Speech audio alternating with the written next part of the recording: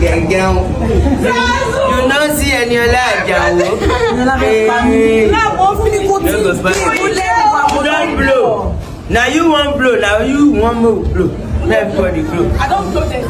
I play blow. Blow. Young one. Because now another that's it. They blow. Maybe then you supposed blow. So now you want blow now. No, you go blow. No, me I blow them before. You know. I'm okay. No, the music don't blow again. No, as a superstar, as a singer, only like your band. Oh my God. You are my sister. I'm a brother. This me, I did him a blow. Now when I bring up for you. I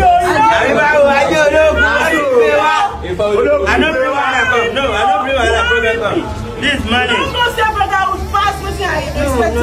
You are hurting film, Mama. People say, Mama, you are hurting film.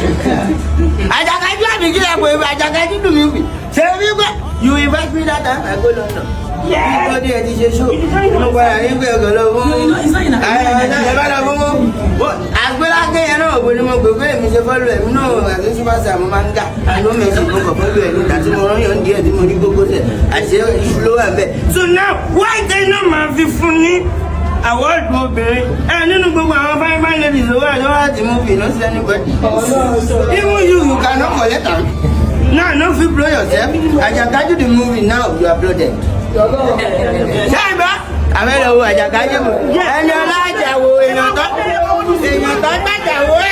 You're going inside the cinema, so what are you You don't see my dress. But I am. What are you doing, your daughter? Montana. I don't be very careful. I'll tell you. Tell you, I'm back in Quack by that woman.